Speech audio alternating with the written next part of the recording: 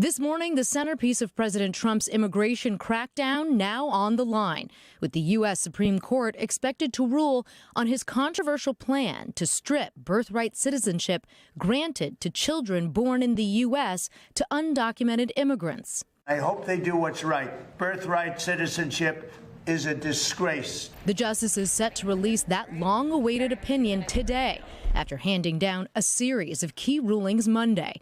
In one case, significantly expanding the president's power over traditionally independent federal agencies, like the Federal Trade Commission, as Mr. Trump has moved aggressively in his second term to fire federal workers and restructure departments.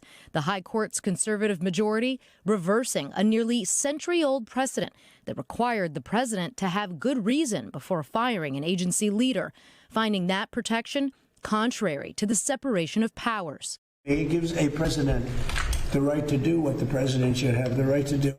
Fired FTC member Rebecca Slaughter calling the decision unprecedented. It hands a massive amount of power away from Congress and to the president to shape economic decision-making in a way that will reward the rich and powerful and at the expense of ordinary Americans. Yet the justices carved out a special exception for the Federal Reserve, blocking President Trump in a different case from removing Fed Reserve Governor Lisa Cook. For now, the justices concluding the central bank's history and structure requires safeguarding it against political interference. Cook saying in a statement that Federal Reserve independence is essential. Carroll, can we have a All this as the High Court also turned away President Trump's final appeal of a $5 million civil verdict for defamation and sexual abuse of writer E. Jean Carroll.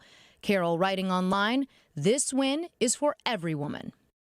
Now, on top of all of this, the justices also issued a major decision on voting, rejecting a Republican-led challenge to laws in some 30 states that allow mail-in ballots that arrive after Election Day, as long as they're postmarked by Election Day. That resolves a significant dispute ahead of the midterms this fall, guys. All right, so we'll get those decisions soon. Thank you very much. Sure, Well, what's at stake today in terms of the rulings? The real one everyone's looking at is birthright citizenship. Of course, this is an executive order that touches on some hundreds of thousands of babies born in the U.S. every year to undocumented or women who don't have legal status here in the U.S. But it's also really a message that it sends by this court, guys, about executive power and the limits of the presidency. We'll see what the court decides. Laura, thank you very much.